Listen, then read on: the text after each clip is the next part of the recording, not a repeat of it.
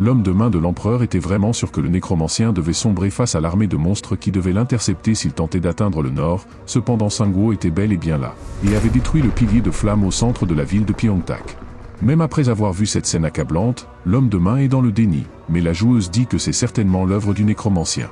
L'un des envoyés dit « Comment ce type a-t-il pu arriver ici aussi vite ?» Et la joueuse répond que ce n'est pas important pour le moment.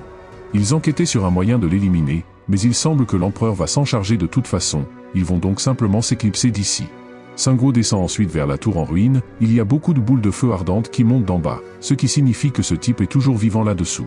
Sungwo dit que personne d'autre que lui ne peut supporter cette chaleur, et le chevalier noir est d'accord avec lui, en disant qu'il a l'impression que ses pieds fondent. Sungwo demande au chevalier noir de l'aider à arrêter les autres monstres qui essaieront de protéger la salamandre. Au même moment, des monstres puissants de type lézard commencent à grimper sur les décombres, et le chevalier noir dit qu'aujourd'hui il pourrait être capable de compléter le temps restant pour que l'œuf de dragon éclose. Sur ce, à la fois droit et le chevalier noir se précipitent vers la vague de monstres. La vague de chaleur sous Sungwo semble devenir chaotique, et après quelques instants, quelque chose explose hors des débris. Cet être se révèle être le boss de terrain, la salamandre, et il demande qui est le trou de balle qui a fait ça à son territoire. Sungwo répond « Il faisait tellement chaud que j'ai essayé de ventiler l'endroit, mais depuis que tu as commencé à parler ça ne fait que s'empirer. » En réponse, la salamandre dit qu'il ne demandera pas qui il est, mais qu'il va simplement le réduire en cendres et les disperser sur le sol de sa chambre.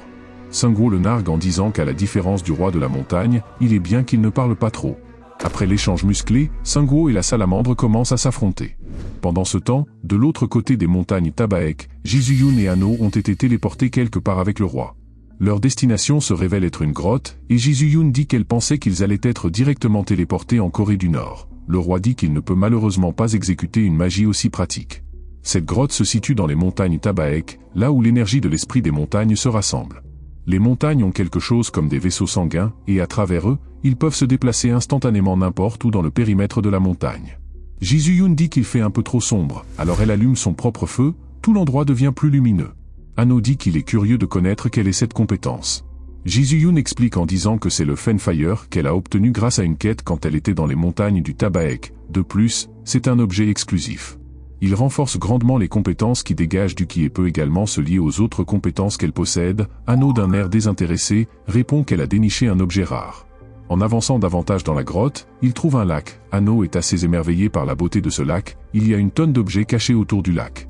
Le roi dit que c'est sa maison au trésor, et ils peuvent choisir un seul objet de leur choix. Anno dit que c'est bien que Sungwo ne soit pas là, sinon il se serait battu avec le roi pour mettre la main sur tous ces objets.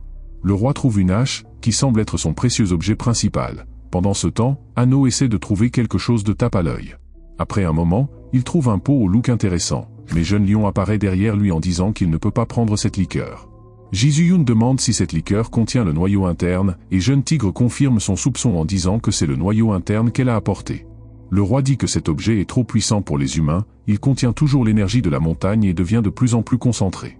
Sur ce, le roi dit à Jisuyun de choisir ce qu'elle veut. Jisuyun prend une épée classée légendaire, le nom de cette épée est Ulfbert, et c'est une épée légendaire à une main. À chaque fois que le joueur frappe l'ennemi, sa force physique et son énergie augmentent d'un point, et cela peut se cumuler jusqu'à 10 fois. En atteignant le maximum de cumul, le champ de bataille est activé pour 5 minutes. Le champ de bataille confère une immunité contre les effets de statut et l'utilisateur ne ressent aucune douleur. En même temps, une autre notification informe le joueur que certaines conditions ont été satisfaites. Les 3 conditions sont les suivantes, être un résident de l'Arbre-Monde, posséder l'épée légendaire des Vikings, et la dernière condition est encore inconnue, Jisuyun a eu de la chance avec son choix récent. Le roi en sait quelque chose, mais il lui dit qu'elle en apprendra davantage à ce sujet dans le futur. Anno a choisi un casque en métal pour avoir l'air cool pendant les combats, il dit que cela complétera bien sa forme d'Azura. Le roi lui dit de faire ce qu'il veut. Maintenant que tout le monde est prêt, le roi utilise le chemin de la chaîne de montagne, c'est une compétence de téléportation rapide, et en quelques heures, ils atteignent la montagne la plus proche en Corée du Nord. Le système les informe qu'ils ont atteint la montagne du Ryu. Anno dit que ce sort était super rapide et qu'il devrait y aller avant que Sungwo ne finisse tous les ennemis à lui seul. Le roi leur dit qu'il est désolé de ne pas avoir parlé de cela plus tôt, mais qu'ils ne doivent pas seulement se soucier de l'empereur des monstres, il y a un être appelé le dévoreur du monde. Jisuyun s'interroge sur ce dévoreur du monde, le roi explique que c'est l'être transcendantal non identifié qu'ils ont aperçu après avoir vaincu le Dr Yu. Le roi pense que si quelque chose devait éclater cette fois, ce type serait celui à se manifester. Pendant ce temps, de l'autre côté la salamandre lance une épée courbe vers Sungwo. Ce dernier saute en arrière juste à temps pour l'éviter. La salamandre reprend son épée et déclare qu'il va le déchiqueter et le brûler petit à petit pour son insolence. Sanguo et Salamandre attaquent en même temps. La salamandre est repoussée et utilise sa compétence Flamme Nova, mais Sanguo la part avec sa faux du faucheur. Sanguo se prépare à attaquer cette fois, tandis que Salamandre se prépare à bloquer, il utilise sa compétence spéciale Chaîne de projectiles. La compétence scelle l'arme de la salamandre qui ne comprend pas ce qui se passe. Sanguo lui dit de se préparer car il est l'heure de la boxe. Chaîne de projectiles est un objet de rang héroïque qui s'active après avoir frappé l'arme de l'adversaire 5 fois. Une fois activée, elle scelle l'arme de l'utilisateur et celle de son adversaire pour 5 minutes. Sans perdre de temps, Sanguo donne un coup de pied dans les genoux du salamandre. Ensuite, il enchaîne avec un puissant coup de poing droit qui atterrit directement sur le visage du salamandre. Sanguo lui dit de se préparer car il va être son sac de frappe pendant un moment. Ensuite, Sanguo utilise son raid du crépuscule pour lier la salamandre avec des bandages momifiés. Maintenant que la salamandre ne peut plus bouger, Sanguo lui assène une série de coups de poing en plein visage. Il est assez content d'y aller à main nue et de tabasser ce boss de la sorte. En même temps, la salamandre réalise qu'il n'a pas affaire à un ennemi ordinaire. Il dit « Tu es plutôt fort, que veux-tu de moi, mes terres ou mes trésors ?» Et Sanguo répond en disant « Je veux tes os ». Sanguo lui dit de mourir dans une meilleure posture pour que ses os ne soient pas abîmés. La salamandre choquée, s'écrie que l'intrus veut ses os, il s'enflamme de colère et la forte vague de chaleur fait fondre les bandages qui le retenaient. Sanguo lève les yeux alors que la salamandre prend de la masse et devient plus imposant. La salamandre le défie en lui disant d'essayer de le vaincre encore une fois avec ses poings. Sanguo répond que c'est encore mieux ainsi, mais la salamandre ne comprend pas de quoi il parle. Sanguo lui dit qu'il aurait dû faire cela plus tôt pour qu'il puisse obtenir un squelette de monstre géant et puissant. La salamandre lui dit de revenir à la réalité, car il est maintenant dans sa forme réelle, lui permettant d'utiliser son vrai pouvoir, contrairement à son petit corps. Sanguo sort le mythique éventail de Biyong de son inventaire. Cet éventail augmente l'immunité magique de son utilisateur de 15% et permet au porteur de contrôler jusqu'à 10 fantômes, dont la performance change en fonction de l'affinité de l'utilisateur avec l'attribut de la mort. La description de l'objet indique qu'il contient l'esprit d'un contrôleur de fantômes.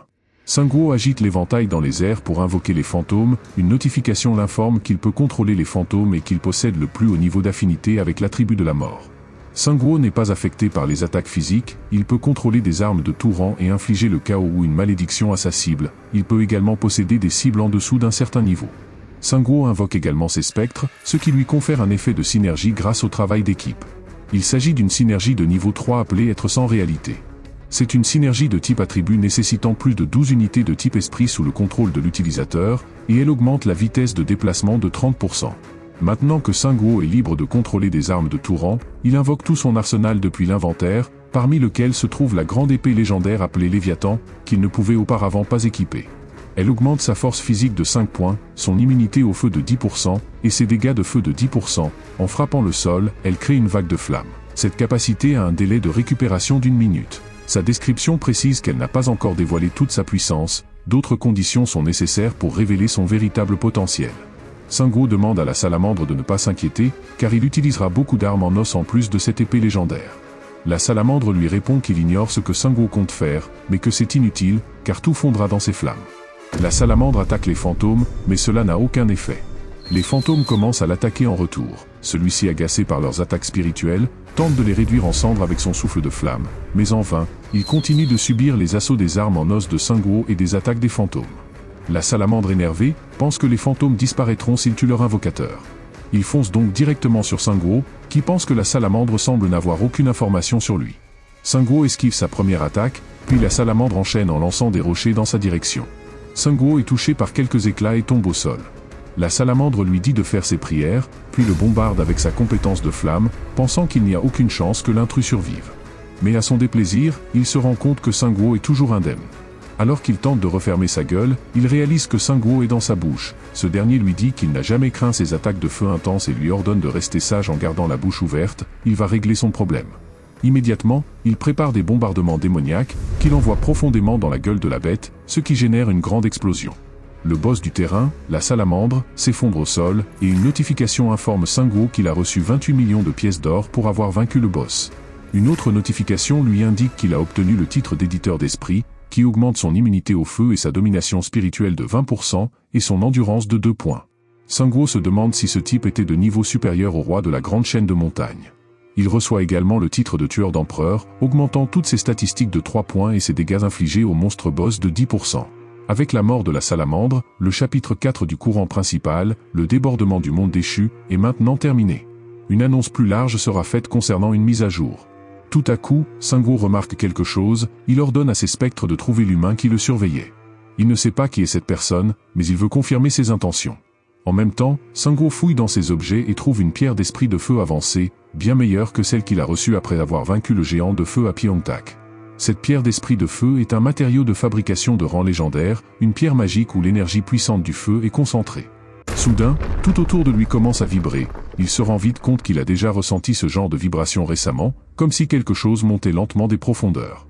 Son intuition était juste, car une immense entité surgit du sol. Cette entité n'est autre que le dévoreur de monde à un œil. Sanguo reçoit une notification lui indiquant qu'un être inconnu le regarde, il est accablé par la pression de cet être d'un autre monde, et toutes ses statistiques diminuent de 50%. Sanguo sait bien que ce n'est pas un ennemi qu'il peut affronter pour l'instant, car il a vu auparavant sa capacité à réduire le Dr Yu en une masse de sang. Une multitude de notifications apparaissent, l'informant que plusieurs portes démoniaques se sont ouvertes dans la zone. Sanguo est stupéfait de voir que le dévoreur de monde peut ouvrir instantanément ses donjons, capable de détruire toute cette région. Il ne peut pas l'arrêter pour l'instant, alors il commence à se retirer. Une dernière notification indique que cette zone a été fermée par une puissance inconnue. Sanguo est maintenant certain que ce dévoreur de monde est déterminé à en finir avec lui ici et maintenant. Au même moment, les portes démoniaques commencent à s'ouvrir les unes après les autres, des monstres de haut rang surgissent comme un tsunami. Sanguo est persuadé que ce lieu sera son tombeau, mais avant qu'il ne puisse l'attaquer, des racines commencent à jaillir du sol. Les racines rattrapent la première vague de monstres et les immobilisent. Quelqu'un semble contrôler ces racines depuis les hauteurs, et cette personne dit « Je me demandais si tu étais en train de faire des trucs sympas tout seul. » Faire une apparition au moment parfait, c'est sa spécialité. Le roi espérait rester en paix, mais si Sanguo s'attaque à cette créature, alors il n'a pas d'autre choix que de fournir un effort. Le roi se précipite vers le dévoreur de monde, le prévenant de baisser les yeux devant lui. Le roi lance une attaque massive, mais elle est bloquée par une barrière de défense, il sourit alors qu'il renforce son poing, puis il frappe la barrière magique une deuxième fois, la réduisant en miettes. Le dévoreur de monde semble paniquer après avoir goûté à la gauche du roi. En même temps, le roi s'enflamme alors qu'il prépare son poing pour une attaque totale. Ce coup de poing semble être très efficace, car il détruit le dévoreur de monde. Une notification informe Sanguo que la puissance du monde a repoussé l'être d'un autre monde hors de la dimension. Sanguo est choqué de découvrir que le roi a expulsé le dévoreur de monde, mais les chemins démoniaques sont toujours là. Sanguo invoque alors ses serviteurs pour éliminer les vagues de monstres, ils reçoivent 500 000 pièces d'or pour chaque monstre de bas niveau vaincu. Sanguo ordonne à ses serviteurs de sécuriser l'entrée des chemins avant que le nombre de bêtes n'explose. Les vagues des chemins démoniaques comportent des monstres plus puissants au fur et à mesure que le niveau augmente, si des créatures comme les gardiens en chef apparaissent en groupe, il ne pourra pas stopper la vague. Il doit décider d'une séquence et les affronter niveau par niveau, mais il y en a trop pour identifier de quelle porte provient chaque monstre. Un autre problème se pose, car Sanguo n'a pas assez de serviteurs pour bloquer toutes les portes démoniaques. Au moment où il semble que ses serviteurs sont submergés, quelque chose explose et repousse les monstres. Cette aide se révèle être Azura Anno et Jizuyun. Il semble que Sanguo et ses serviteurs n'auront pas beaucoup à faire ici. Le roi a jeté quelques-unes des branches de son arbre sur les portes démoniaques, et elles se sont fermées immédiatement. Une notification est apparue, les informant que la puissance du monde fermait de force les chemins démoniaques. Anno était super enthousiaste pour sa performance aujourd'hui, mais il semble que son moment de gloire soit en train de s'en aller. Sanguo attrape une des branches et se demande comment il pourrait fermer les terribles chemins démoniaques. Le roi l'informe que les branches de l'arbre contiennent l'énergie de la montagne, cela permet à une personne de fermer l'ouverture de la porte si elle a le titre de gardien.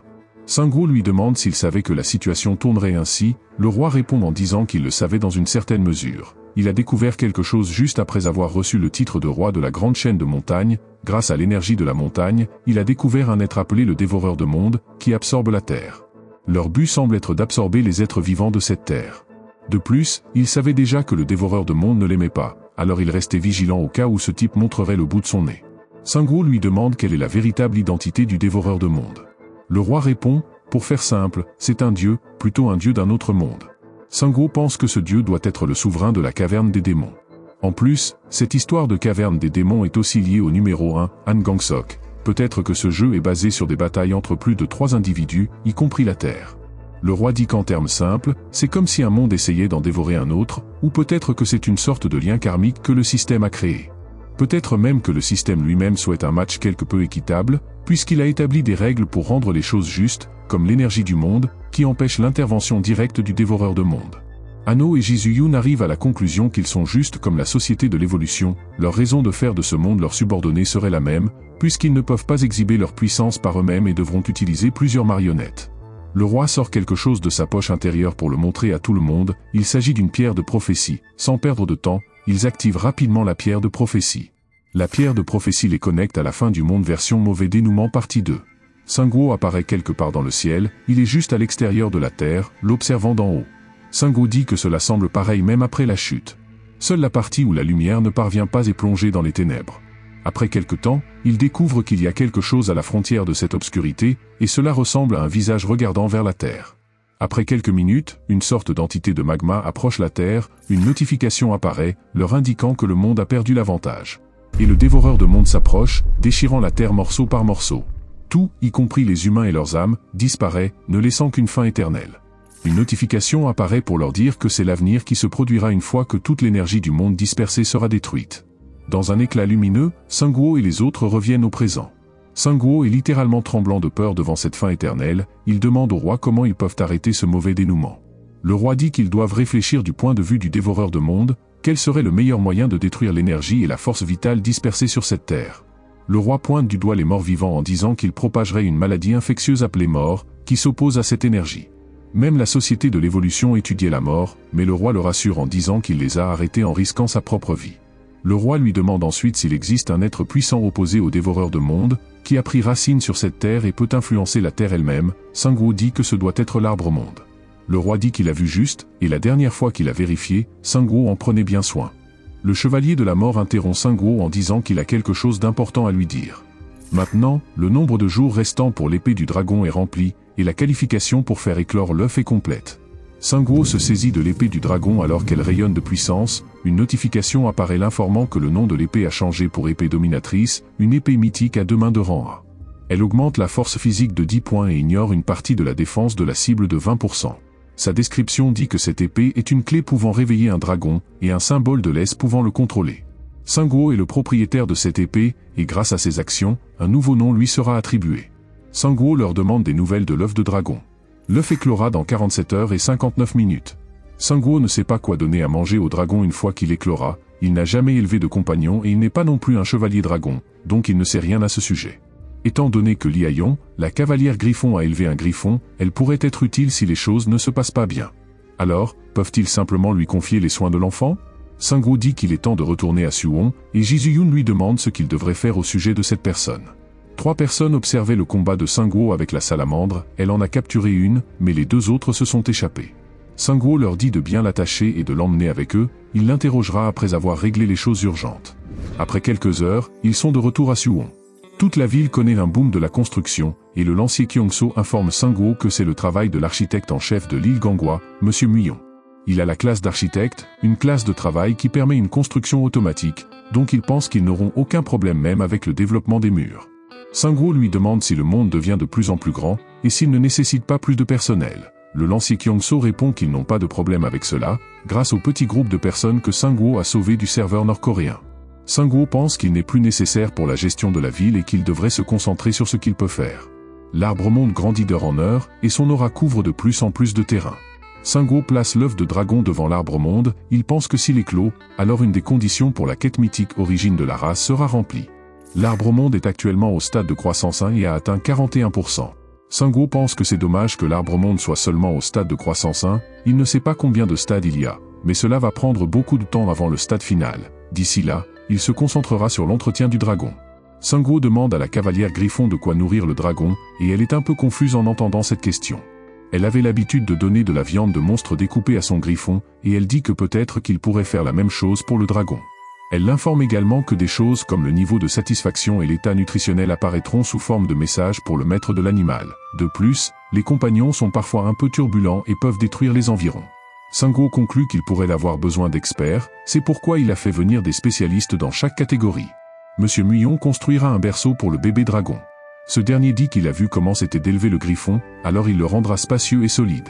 La mère de Hanno s'occupera de la nourriture du bébé dragon, elle dit qu'elle préparera de la nourriture douce car l'estomac des nouveau-nés est fragile. Elle taquine également Hanno en disant qu'ils doivent au moins élever le bébé dragon pour qu'il soit gentil et bien élevé, bien qu'elle ait échoué pour Hanno. Sungwoo regarde l'œuf de dragon avec de grandes attentes alors qu'il a tout préparé pour lui. Il dit donc à l'œuf de dragon d'éclore rapidement. Après quelques jours, toute la ville de Suwon est rassemblée autour de l'arbre-monde pour un événement excitant. Les habitants de la ville veulent regarder l'éclosion de l'œuf de près, mais le lancier Kyongso leur dit de s'éloigner car cela pourrait être dangereux. Il ne reste plus qu'1 minute et 48 secondes avant l'éclosion de l'œuf. Ano dit que c'est comme regarder le désamorçage d'une bombe, il ajoute qu'il commette peut-être une erreur et qu'un ancien diable lui ressemblant pourrait sortir de cette chose. Finalement, des fissures commencent à apparaître sur l'œuf de dragon alors que Sungwoo le regarde avec impatience. Tout à coup, l'œuf explose avec un fort boom, et une petite créature ressemblant à un bébé dragon est visible après l'explosion. Le bébé dragon est adorable et il vient d'ouvrir les yeux pour la première fois. Les habitants de la ville trouvent également le bébé magnifique, mais ils s'attendaient à quelque chose d'un peu plus menaçant. Sungwoo est inquiet du tempérament du petit dragon, puisqu'il a éclaté hors de son œuf, contrairement à une éclosion normale. Une notification apparaît, informant tout le monde qu'un être noble est né sur le serveur coréen.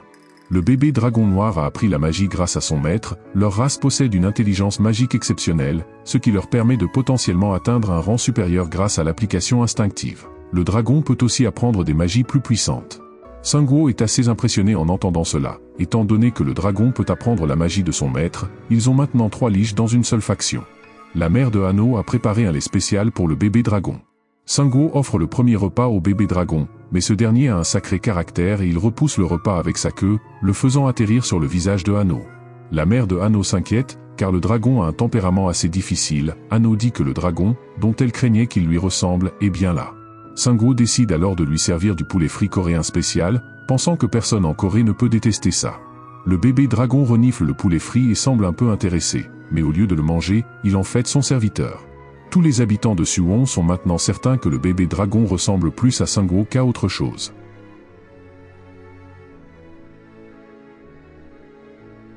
Quelques heures se sont écoulées pendant que les habitants de la ville tentaient de nourrir le dragon, mais la plupart des aliments qu'on lui a servis ont fini par devenir ses serviteurs. Ji-Yoon dit que le bébé dragon a transformé tous les aliments qui avaient des os en squelettes, tandis que Ano se demande pourquoi le dragon danse, ou peut-être qu'il chante un chant d'incantation. Ji-Yoon ajoute que c'est un soulagement que le bébé dragon mange la nourriture pour bébé lorsqu'il est fatigué de jouer. Le dragon finit par venir vers Sungwoo, et ce dernier pense que le dragon veut peut-être de l'attention. Sungwoo prend le bébé dragon dans ses bras, il a l'air adorable, comme un chaton. Il n'a pas encore de nom, c'est un bébé dragon noir de stade 1, son propriétaire est Sungwoo, et son statut indique qu'il est en très bonne santé. Après quelques minutes, Sungwoo commence à être fatigué de s'occuper de lui, il ne sait pas exactement ce que le bébé dragon veut, mais il doit le gérer comme s'il élevait un bébé humain.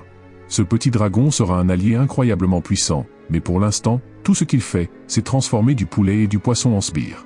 Tout à coup, le bébé dragon fait une crise et donne un coup de pied à Sungwoo au visage. Ano lui demande s'il a pensé à un nom pour lui. Sungwoo n'y a pas encore réfléchi, et Ano dit que ce bébé super mignon mérite un nom. Sungwoo demande à Ano s'il veut lui donner un nom, et Ano répond qu'il va essayer de penser à quelque chose de cool.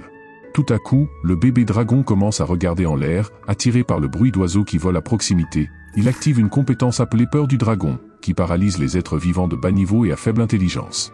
Tous les oiseaux commencent à cracher du sang et tombent. Sungwoo pense que le bébé dragon a peut-être utilisé cette capacité de manière inconsciente. Maintenant, Sungwoo est excité et certain que ce bébé dragon sera vraiment utile et vaut la peine d'être élevé. Pendant la nuit, le lancier Kyongso vient voir Sungwoo pour lui dire que le prisonnier de Pyongyang est mort. Il a ingéré un poison qu'il avait caché derrière ses dents, il semble qu'il voulait éviter de divulguer des informations utiles. Sungwoo demande au lancier Kyongso si le prisonnier était un espion, et Kyongso l'informe que Ano a fouillé dans ses affaires et pense que le prisonnier semblait être chinois. Il ressuscite alors le prisonnier en tant que serviteur pour tirer des informations de son cadavre. Après l'avoir ressuscité, Sungwoo vérifie ses fragments de mémoire, il ouvre les yeux sur un champ de neige, et cela ne ressemble pas à la Corée. L'un des joueurs chinois dit qu'il n'aurait jamais imaginé se retrouver en plein milieu de la Sibérie, tandis qu'un autre se demande ce que ces gens font dans un endroit comme celui-ci. Une joueuse dit qu'ils sont des chasseurs et qu'ils sont en chasse. Le joueur demande ce qu'ils chassent, et la joueuse répond « n'importe quoi ». Un autre joueur demande si l'empereur veut dépasser les frontières du continent et embrasser même les tribus des régions reculées comme celle-ci. La joueuse répond que non, l'empereur n'a pas le temps de se soucier de ces choses, puisqu'il va bientôt conquérir le serveur chinois numéro 2 et réaliser l'unification mondiale. Sungwoo comprend alors que ces personnes sont les subordonnés de l'empereur autoproclamé, qui a déjà conquis le serveur chinois numéro 1. La joueuse ajoute que ce n'est pas le plan de l'empereur, mais un ordre du général Cheng. Ce général a mobilisé des barbares étrangers et leur a ordonné de mettre le serveur coréen en veille. Le joueur masculin dit alors donc le général veut les monter les uns contre les autres. La joueuse ajoute que ce n'est pas seulement le serveur russe, il essaie aussi de coopérer avec le monstre empereur du serveur nord-coréen. Le serveur coréen devient étrangement trop influent, alors ils doivent déplacer les barbares étrangers et écraser le serveur coréen. Sangwoo pense qu'il s'attendait déjà à des menaces de la Chine continentale, mais il ne pensait pas qu'il commencerait une guerre diplomatique de cette façon. Soudain, les joueurs chinois sont pris dans une tempête de neige. La joueuse ordonne à ses camarades de rester immobiles, sinon ils seront balayés. Après quelques minutes, ils aperçoivent des silhouettes au loin, ces silhouettes se révèlent être d'énormes ours. Les joueurs chinois sont saisis de peur, ils ne savent pas s'il s'agit d'hommes bêtes ou des tigres braves ayant évolué. Un joueur humain semble être avec eux, et il avance. Il s'avère que ce vieil homme est le numéro 1 du serveur russe. Il est un druide, le diable de Sibérie. Le druide leur dit qu'il pue et les joueurs chinois le préviennent de ne pas être trop arrogants envers eux. La joueuse dit qu'ils sont venus pour faire une demande. Le druide s'emporte et dit qu'il connaît bien les humains qui dégagent cette odeur et qu'ils ont des objectifs évidents. Il leur dit simplement de préciser le montant et la cible à éliminer. La scène du flashback se termine ici, mais pas la vidéo, alors tu peux lâcher un like. On veut atteindre les 1000 likes sous cette vidéo, ta contribution nous ferait énormément plaisir. Anno demande à Sangwoo si c'est fini et s'il y a d'autres personnes qui planifient de les envahir.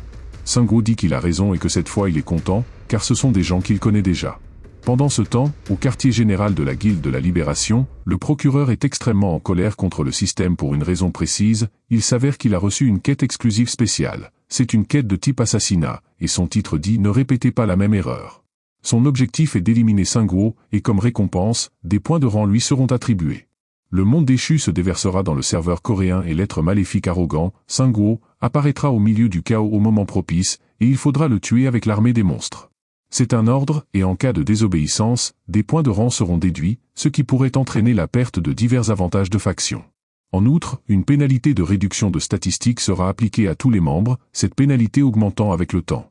Il s'avère que c'était une ancienne quête, et le procureur l'a échoué. Une pénalité est infligée à tous les membres de sa faction, et leurs statistiques ont diminué d'un point et continueront de baisser. Le procureur regrette son choix d'avoir rejoint la faction des anges, et il se dit qu'il n'aurait pas dû croire que la faction des anges signifie le bien, simplement parce qu'ils sont représentés comme bons dans les contes de fées. Un procureur découragé et brisé entre dans une pièce où se trouve une statue d'ange, il hurle à haute voix qu'il n'en peut plus de cette situation merdique, déclarant que si les choses doivent se passer de cette manière, alors qu'on mette fin au contrat et qu'on les laisse en paix. Comme pour répondre, une nouvelle notification apparaît, l'informant qu'un joueur de haut rang de la faction des anges est en route. Le procureur doit suivre ses ordres et éliminer Sangwoo. C'est son dernier avertissement, en cas de refus, il devra faire face aux conséquences. Le procureur, furieux après avoir entendu cet ordre, devient encore plus en colère. Au même moment, Seong Minhwa fait irruption dans la pièce pour signaler qu'elle a une information importante. Des individus ont été aperçus à leur frontière nord, ils viennent d'un serveur étranger et ressemblent probablement à des Slaves. Ces individus affirment appartenir à la faction des anges et être les propriétaires de la statue à 6 ailes. Ils ont demandé à la patrouille frontalière de faire venir leur commandant. Le procureur se demande si ces Slaves viennent du serveur russe, vu le timing, ils ont dû se préparer depuis un moment.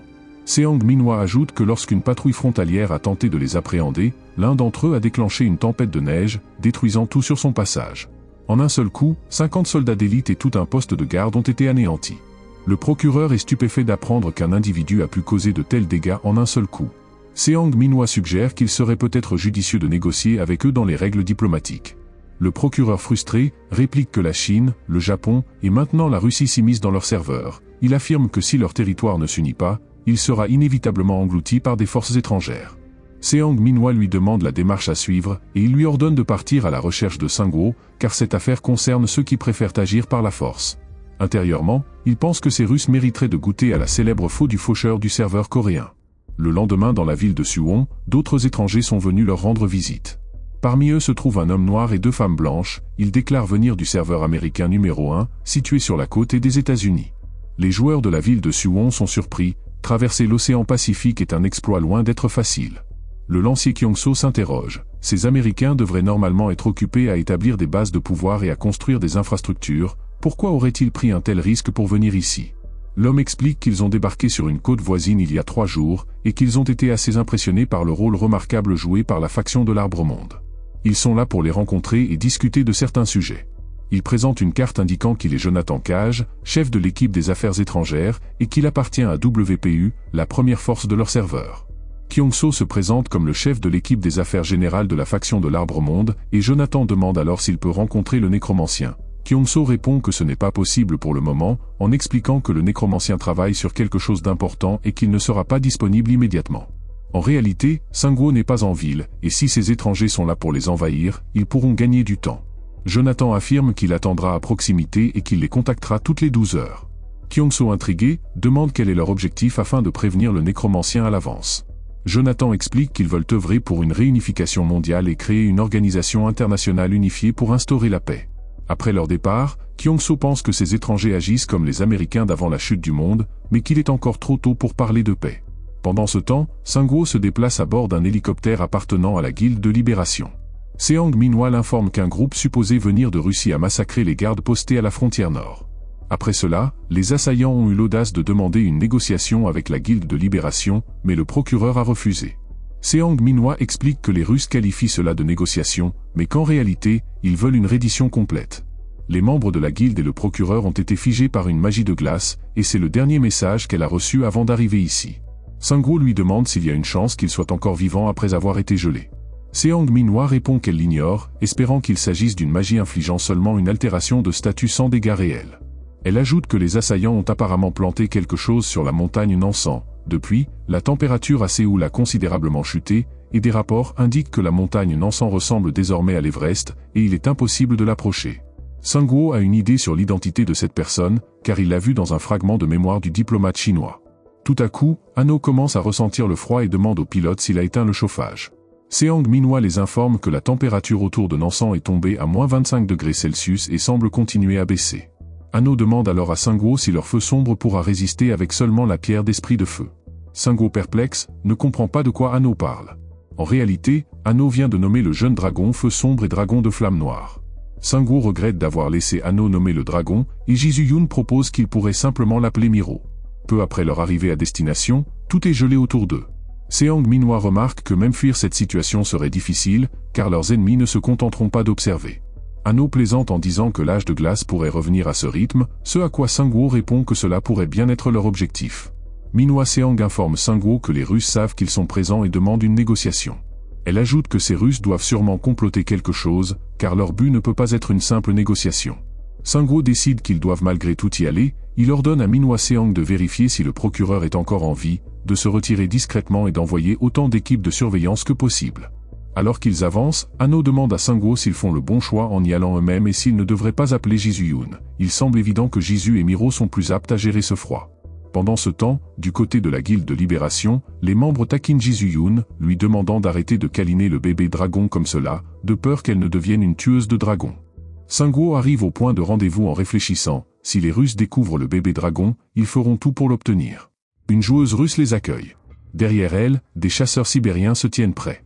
Sangwoo se demande où se trouve le chef qu'il avait vu dans le fragment de mémoire, ainsi que l'ours rouge qui l'accompagnait. Cet ours avec sa carrure imposante, serait parfait comme serviteur. Ses pensées sont interrompues lorsque la joueuse russe crie « Qu'est-ce que tu regardes ?» visiblement agacée.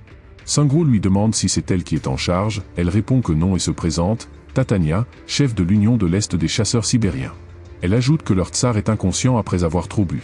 Sangwoo, amusé, pense qu'entre l'empereur de Chine, le maître de l'épée du Japon, et maintenant un tsar, on dirait que ces gens jouent un rôle dans un film médiéval fantastique. Sangwoo demande quels sont les termes de la négociation. Tatania, moqueuse, lui répond qu'il veut déjà entrer dans le vif du sujet et qu'il n'est pas curieux de savoir pourquoi ils font tout cela. Mais elle s'attendait à une telle impatience de la part d'un Coréen. Elle l'informe que leur client a offert 200 millions de pièces d'or pour couper sa tête et détruire entièrement le serveur coréen. Elle demande combien il est prêt à offrir pour éviter un combat de cette ampleur. Sangwoo, choqué par ce montant, se demande combien ils ont reçu comme acompte. Minhwa Seong leur demande combien ils souhaitent.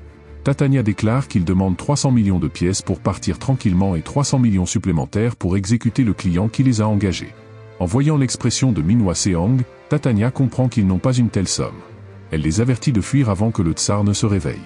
Soudain, Tatania libère une tempête de neige et les menace. S'ils ne partent pas immédiatement, d'autres statues de glace apparaîtront. Sangwoo comprend alors que c'est elle qui a gelé le procureur et les membres de sa guilde. Il lui propose une offre plus abordable avec un sourire maléfique, elle doit leur remettre 200 millions de pièces d'or si elle veut repartir vivante. Furieuse, Tatania pense que ce fou a perdu la raison. Sangwoo la prévient, s'il ne fuit pas, il ne laissera pas de statues de glace, mais arrachera leur squelette de leur corps. La tempête de neige s'intensifie, mais une chaleur émanant de Sangwoo maintient une zone autour de lui au chaud. Sangwoo a activé sa forme d'Anubis. Tatania, déconcertée, ne comprend pas comment un nécromancien peut dégager de la chaleur. Même Singo découvre que son armure infernale a cet effet, grâce à la pierre d'esprit de feu avancée. Cela augmente temporairement son immunité au feu de 10% et ses dégâts de flamme de 10%. Désormais, il n'a plus à craindre la tempête de neige. Singo ordonne alors à ses serviteurs de passer à l'attaque. Tatania informe ses coéquipiers que ce nécromancien s'avère être bien plus coriace qu'elle ne l'avait imaginé, et qu'ils ne peuvent pas se permettre de le sous-estimer. Ses chasseurs confiants affirment qu'ils s'occuperont de lui avant que le tsar ne se réveille. Hanno dit à Singo que ses ennemis semblent puissants, et Singo lui demande depuis quand ils ont affronté des adversaires faibles. Tatania attaque les orques serviteurs de Singo avec des projectiles de glace. Les serviteurs touchés se figent instantanément, et une attaque puissante les brise en morceaux. Le responsable de cet assaut est un vieux chasseur. Singo analyse la situation. Cette fois, les ennemis utilisent une combinaison de magie glaciale extrême et d'attaque à longue portée, bien différente des sorts de zone habituels. Les squelettes ne se relèvent pas, car leurs os sont gelés, et les chasseurs n'essaient pas de l'assassiner directement. Ils jouent sur la durée, cherchant à l'affaiblir avant qu'il ne puisse déployer toute sa puissance. Mais les os ne sont pas les seules armes de Singo. Il utilise l'éventail de Biyong, une arme invoquée qui lui permet de contrôler les fantômes. Grâce à sa maîtrise maximale de l'attribut de mort, il est désormais insensible aux attaques physiques. Il peut contrôler des armes de tout rang, maudire ses cibles avec le sort de chaos, et posséder des cibles sous un certain rang. Singo commence à créer des lances d'os, mais les chasseurs équipés de boucliers tentent de les intercepter. Cependant, ces lances ne suivent pas une trajectoire linéaire, elles changent de direction, contrôlées par des fantômes invisibles. L'une d'elles transperce la gorge d'un chasseur qui reprochait à son coéquipier d'être trop lent. Soudain, il remarque que des wyverns dans le ciel lâchent quelque chose sur eux. Tatania active sa compétence parapluie de glace pour bloquer les projectiles, mais certains passent à travers les fissures. Ces objets sont en fait des zombies. Victor, accompagné des prêtres de la mort, orchestre cette attaque aérienne. Singo leur avait ordonné de transformer tous les monstres négligés sur le serveur coréen en zombies, et ils viennent de revenir après avoir accompli leur mission. Les chasseurs avaient posté des éclaireurs aux abords du champ de bataille pour prévenir d'éventuels renforts, mais aucun ne répond. Il s'avère que Jisuyun et la guilde de libération les ont trouvés et éliminés. Tatania tente de motiver ses chasseurs, affirmant que ces simples zombies ne sont pas une menace et qu'ils peuvent les écraser facilement. Mais Singo, agacé par leur arrogance, invoque son nouveau serviteur, la salamandre d'os. Cette créature fonce sur Tatania avec une puissance fulgurante. Tatania, confiante, tente de geler le monstre malgré sa chaleur intense, mais Singo pense que même affaiblie depuis qu'elle est devenue un serviteur, la salamandre suffira pour neutraliser cette mage. Pendant ce temps, les autres boss de Singo, notamment le chevalier de la mort, se sont déjà occupés de l'immense ours rouge, une créature légendaire de niveau 11. En le terrassant, Singo gagne 4,5 millions de pièces d'or et un nouveau serviteur parfait. Désespérés, les chasseurs tentent de capturer les membres de la guilde de libération en guise d'otages, mais Hanno, en forme d'Azura, les élimine un à un avec ses couteaux de lancer. Tatania, épuisée, hurle au tsar qu'elle lui avait dit qu'il devrait enquêter avant d'attaquer, car leur cible est un adversaire célèbre. Mais il est trop tard pour les regrets, Singo frappe le bouclier de glace de Tatania avec sa faux, le brisant en morceaux. Elle voit alors un poing se diriger droit vers son visage. Singo la frappe de toutes ses forces, espérant la tuer d'un seul coup, mais elle résiste, plus robuste qu'il ne l'imaginait. Tatania, paniquée, crie à son coéquipier de réveiller le tsar. Bien qu'il sache que cela pourrait provoquer une folie incontrôlable, le chasseur n'a pas d'autre choix. Avant qu'il n'agisse, le tsar fait son entrée, accompagné de ses anciens ours géants. Tatania ordonne à ses chasseurs de reculer. Le tsar, furieux, demande à Tatania pourquoi il y a tant de bruit, alors qu'il avait demandé à ne pas être dérangé avant le coucher du soleil. Avec le visage tuméfié, elle réplique qu'ils sont proches de la mort et que son visage a été restructuré par ce fou. En regardant son visage, le tsar ironise en disant qu'il semble effectivement plus déformé qu'avant. Le tsar se retrouve face à Singo et demande si c'est le chien de la mort dont parlaient les Chinois. Il trouve ce chien impressionnant et envisage de l'empailler pour le suspendre devant sa chambre. Singo, impassible, répond qu'il pensait faire quelque chose de similaire au tsar, mais que ce dernier manque encore de grandeur. Il lui demande alors s'il peut se transformer en une bête plus imposante. Mais avant qu'il ne puisse continuer, Jisuyun accourt précipitamment vers Singo. Elle l'informe que Miro a disparu, mais avant qu'elle n'ait le temps d'ajouter quoi que ce soit, Miro surgit de l'ombre de Singo, utilisant la compétence de déplacement dans l'ombre de ce dernier. Le tsar, intrigué, demande ce qu'il en est de la bête du nécromancien, trouvant sa taille parfaite pour l'écraser et le tuer. Miro, irrité par les remarques d'un vieil homme qui semble approcher de la fin de sa vie, active sa compétence peur du dragon contre les anciens ours. Cette compétence paralyse partiellement les êtres vivants de faible niveau ou intelligence. Une notification apparaît, indiquant que le niveau et les statistiques de force des cibles sont élevés. Ainsi, l'effet de peur du dragon ne s'applique qu'à 60%, provoquant une rigidité partielle de leur fonction corporelle. Les anciens ours semblent affaiblis, ce qui pousse le tsar à leur demander s'ils ont secrètement bu sa vodka. Anno se moque, affirmant que ces ours en peluche ne sont impressionnants que par leur taille, mais qu'ils ne sont pas à la hauteur de Miro. Même le tsar semble déconcerté par l'état soudain de ces ours. Se reprenant, il ordonne aux anciens ours d'écraser immédiatement cette petite créature. Simultanément, Miro commence à activer une autre compétence, une nouvelle notification avertit que la régénération d'esprits géants s'active dans la zone. Sanguo est stupéfait, Miro a déjà appris cette compétence, bien qu'il n'ait encore rien à invoquer. Quelques instants plus tard, des sbires en forme de poulet surgissent de l'abîme. Le tsar perplexe, se demande ce que ce petit dragon est en train de manigancer, tandis que Sanguo lui-même avoue ne pas savoir. Une autre notification informe que le jeune dragon noir applique une compétence héritée. Tous les sbires poulets deviennent de type feu grâce à une compétence experte nommée Flamme de mort. Cette compétence consomme 5 points de mana par flamme et permet de conférer une flamme mortelle aux morts-vivants sous son contrôle. Cette flamme est difficile à éteindre et inflige des dégâts de feu à tout ennemi qui entre en contact avec elle. Victor intrigué, interroge Sanguo sur cette compétence. Sanguo avoue qu'il ne comprend pas tout ce qui se passe. À ce moment-là, Miro commence à mordre la tête de Victor, déclenchant un effet de synergie cachée. Il s'agit d'une classe secrète appelée Harmonie Mortelle, nécessitant au moins 3 utilisateurs de magie de la mort de niveau liche. Cette synergie améliore aléatoirement une compétence ultime en la portant à son niveau maximal. Ainsi, la compétence de production d'armes en os de Sanguo, précédemment au niveau expert, passe au rang ultime. Le tsar, de plus en plus anxieux, commence à penser que ses adversaires se jouent de lui, il active alors une compétence qui invoque un gigantesque ours spectral ancestral enflammé derrière lui. L'ours frappe de toutes ses forces, créant une immense explosion de feu appelée Tsar Bomba. Cette attaque évoque la bombe thermonucléaire la plus puissante jamais créée, testée le 30 octobre 1961. La Tsar Bomba a eu un impact colossal sur le champ de bataille, mais Sanguo a réussi à rester indemne grâce à ses Spear Boss, qui ont absorbé la majeure partie de l'explosion. Sanguo pense que le tsar doit avoir perdu la tête, car il a même détruit ses propres invocations. Le tsar lui répond avec un sourire sarcastique, expliquant que les bêtes et joueurs qui restent à ses côtés le font pour survivre. Il ne compte que sur lui-même, contrairement à Sanguo, qui dépend de ses squelettes et autres morts vivants. Il affirme qu'il accomplit tout seul ce que Sanguo ne peut faire qu'en se cachant derrière ses invocations. Sanguo fait un signe discret à Jizuyun pour qu'elle emmène Miro et se retire, tout en demandant au tsar s'il souhaite continuer à se battre. Moqueur, il ajoute que malgré son apparence imposante, le tsar se révèle rusé, ayant utilisé ses invocations pour abaisser la garde de Sanguo et tenter de tout détruire d'un seul coup. Le tsar bondit alors vers Sanguo en affirmant que ce dernier se donne trop d'importance et qu'il n'est pas un adversaire digne de son attention. Les sbires de Sanguo tentent de l'intercepter, mais le tsar saute dans les airs et hurle que Sanguo n'est qu'une proie légèrement plus difficile que les autres. Il active une nouvelle compétence et projette 2 puissantes rafales d'air en forme de pattes d'ours.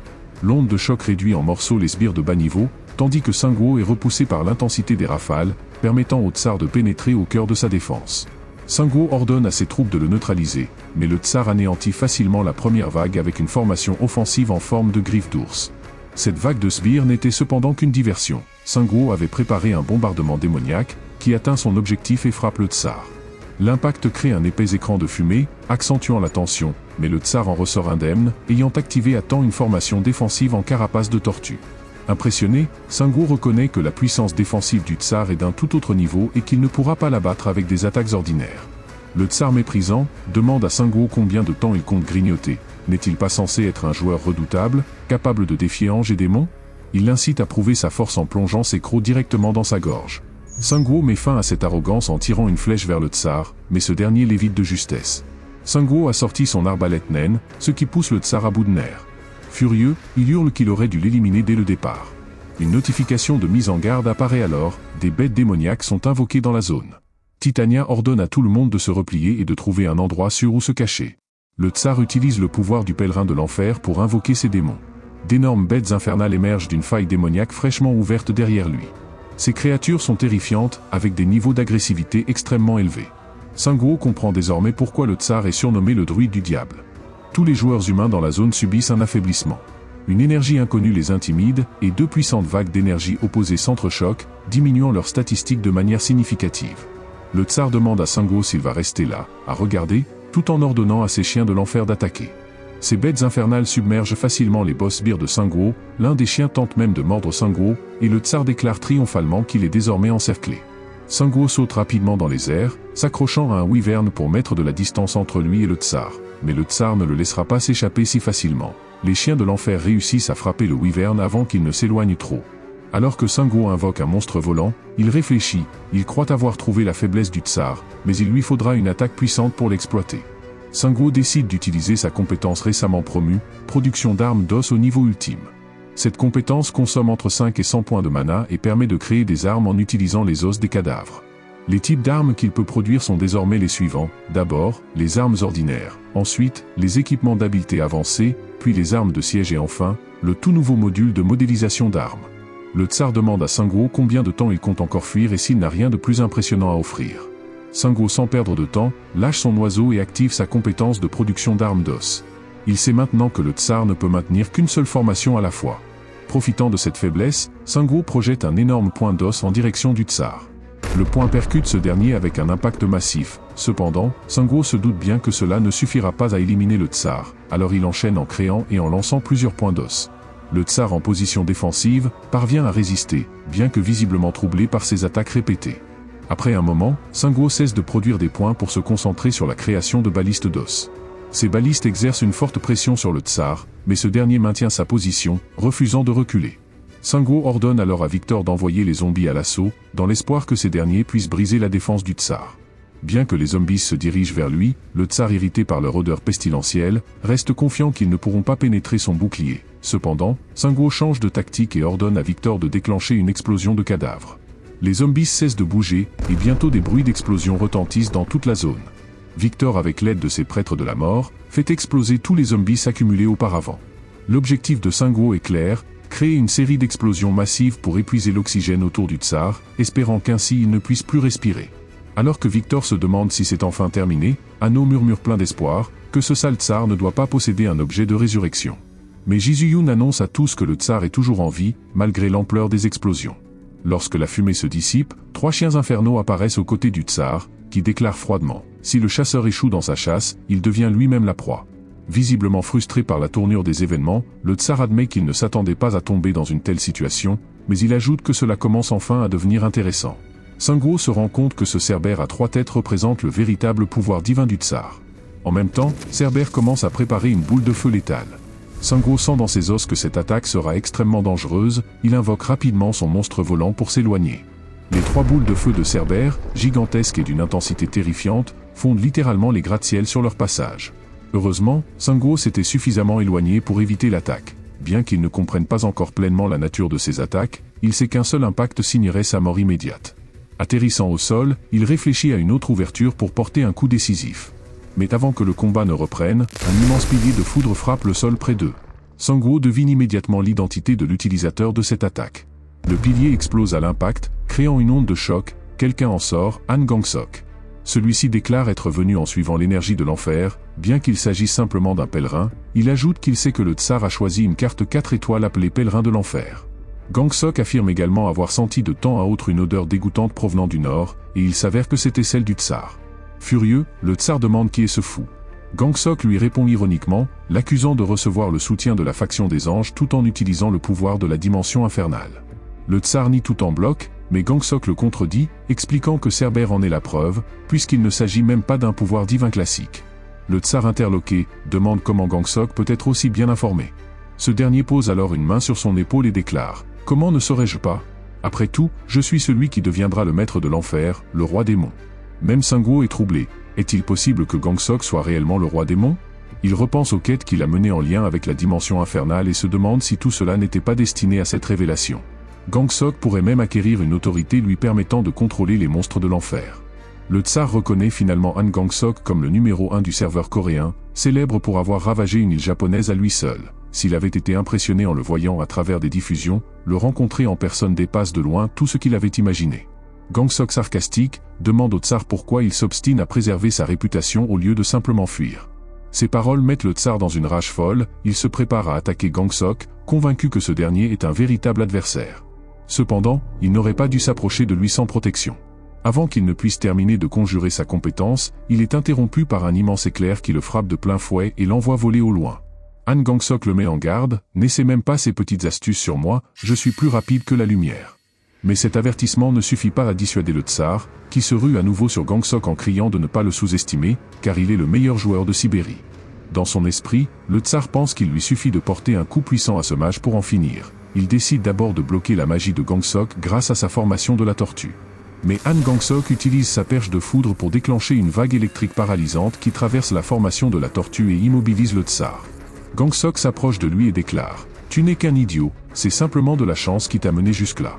Gangsok commence alors à le retirer littéralement, en affirmant que sa chance s'arrête ici et que ce sera l'endroit où son jeu prendra fin. Cependant, le tsar sort un objet étrange et lumineux, disant que ce n'est pas encore terminé. Gangsok reconnaît l'objet, un fragment d'aile d'ange. Le tsar l'utilise pour se téléporter rapidement vers une autre statue d'ange. Nul furieuse, jura en voyant le tsar s'échapper. Han Gangsok s'excuse en disant qu'il ne pensait pas que le tsar bougerait alors qu'il était électrocuté. Il ajoute que le tsar était plus coriace qu'il en avait l'air. Mais nul le réprimande durement, lui disant d'arrêter de chercher des excuses et qu'il aurait dû en finir avec lui. Gangsok imperturbable, répond que le tsar n'était même pas un obstacle pour ses plans, mais nul insiste, tu cherches juste des excuses après l'avoir laissé s'échapper. Sur ce, Gangsok se tourne vers Sangwoo, il le salue, disant que cela faisait longtemps et qu'il ne s'attendait pas à le rencontrer ainsi. Après avoir remarqué Miro, Gangsok félicite Sangwoo, d'abord un arbre-monde, et maintenant un dragon, tu as vraiment de la chance avec les objets, alors que tout ce que j'ai, c'est une gamine bruyante. Sangwoo lui demande comment il est arrivé ici. Han Gangsok répond qu'il ignorait que Sangwoo était là, qu'il était simplement venu à cause d'une quête, et que c'est à ce moment-là qu'il a ressenti son énergie. Sangwoo le questionne alors sur le roi démon. Gangsok rit et dit que ce n'est qu'un surnom enfantin, il explique que Sangwoo peut simplement voir cela comme un éveil caché. Sangwoo lui demande alors s'il chasse vraiment les portes de l'enfer pour devenir ce roi démon.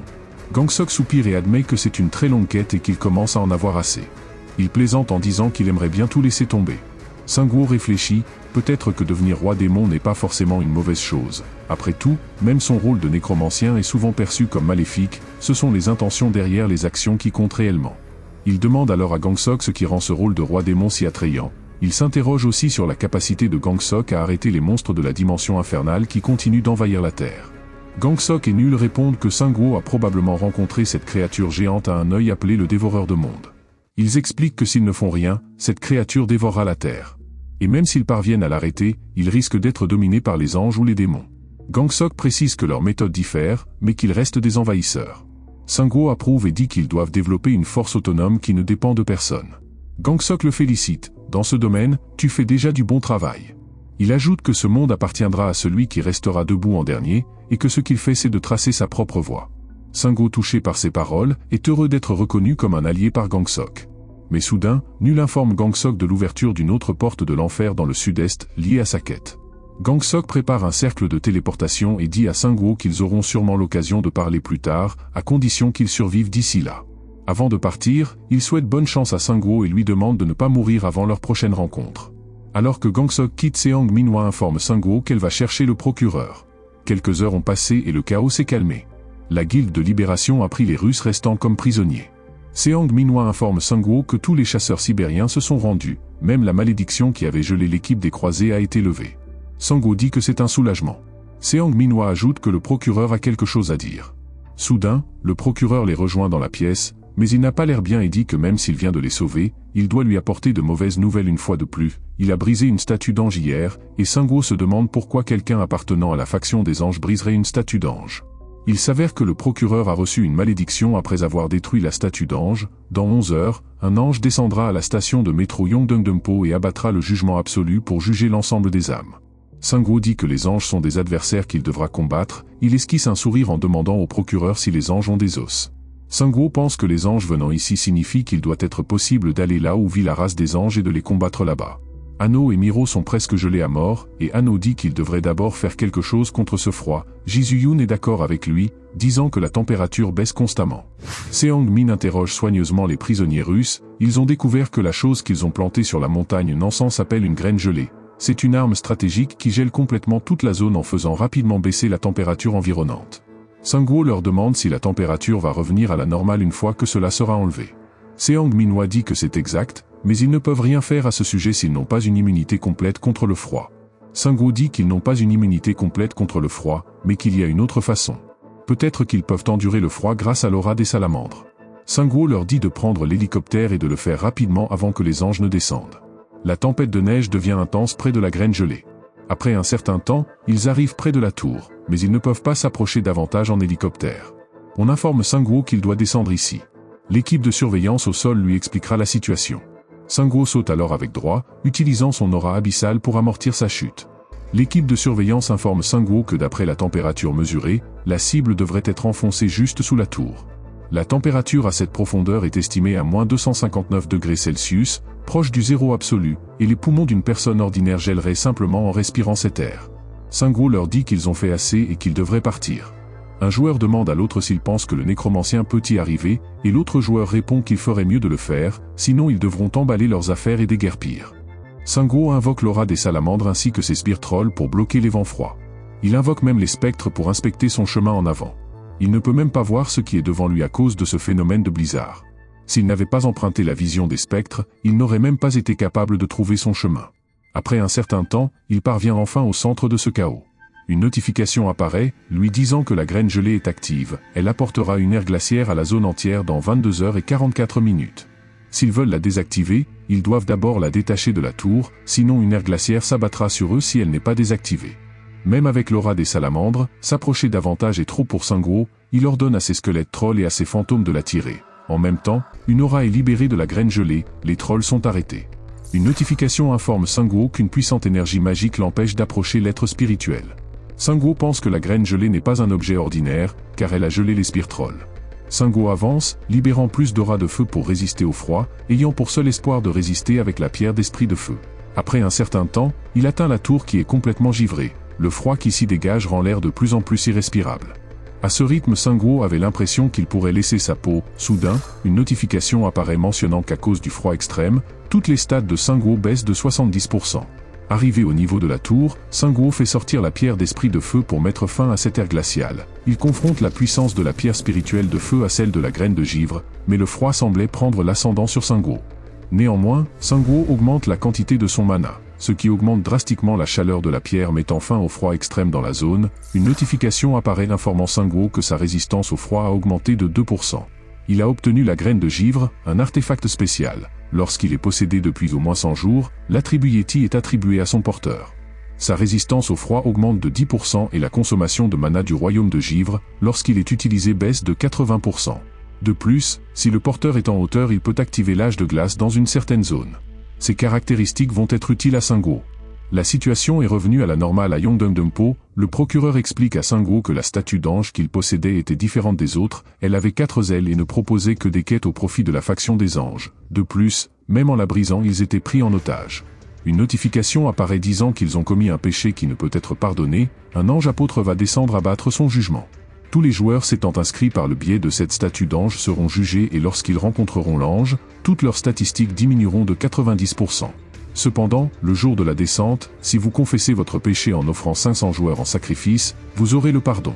Le procureur révolté dit à Sanguo qu'il avait raison depuis le début, les tribus absolues ne sont que des fléaux pour ce monde. Sanguo lui dit qu'ils doivent développer un pouvoir autonome, car malheureusement la faction des anges n'est pas le seul ennemi. Le procureur ne semblait pas comprendre d'où il voulait en venir. Sanguo lui révèle qu'il existe des choses encore plus horribles. Dans son élan de pensée, Sanguo s'interroge sur l'être appelé le Créateur. Même s'il parvenait à tout arrêter, s'il ne sait pas ce que le Créateur veut, il continuera à s'amuser comme il l'entend. Soudain, une notification apparaît à Sanguo, appelée le devoir de guider. C'est une quête de type protection ayant pour objectif de protéger les candidats au jugement de la faction des anges. Comme récompense, il pourra choisir entre une élévation au niveau de divinité et un changement de classe. L'être extradimensionnel connu sous le nom de tribu absolue va descendre pour massacrer les créatures vivantes sur cette terre. En tant que gardien de cette terre, tu as le devoir d'éliminer cette menace. Si tu réussis à interrompre les plans de la tribu, elle pourra subir une énorme perte. Si plus de 80% des candidats jugés meurent, la quête sera un échec. En cas de victoire, des récompenses supplémentaires seront attribuées.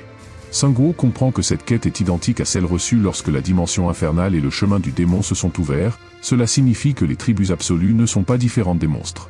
Avec un sourire malicieux, Sanguo dit au procureur de rassembler un grand nombre de joueurs ayant des classes qui contrôlent l'eau et le feu. Ils vont botter les fesses à cet ange indésirable. Plus tard, une armée de camions de pompiers se rassemble au pied d'immeubles, sous la direction du procureur. Seong Minhwa lui dit qu'ils ont mobilisé tous les transporteurs d'eau et les réservoirs d'eau à proximité et ils ont rempli les hélicoptères de pompiers d'eau. Cependant, elle ne comprenait pas pourquoi il devait ressembler autant d'eau, et le procureur lui dit que c'est mieux ainsi, étant de la fraction des anges, il pourrait avoir une fuite d'informations. Selon lui, les tribus absolues ne font que profiter des joueurs de la Terre. En tant que victimes, nous nous devons de combattre ardemment, et avec un peu de chance la victoire sera l'humain. Soudain, un son apocalyptique retentit, l'attention des joueurs est tournée vers le ciel. Une notification apparaît, le temps restant avant le jugement est de 0. Sous tous les regards, le ciel a commencé à laisser passer des rayons de lumière.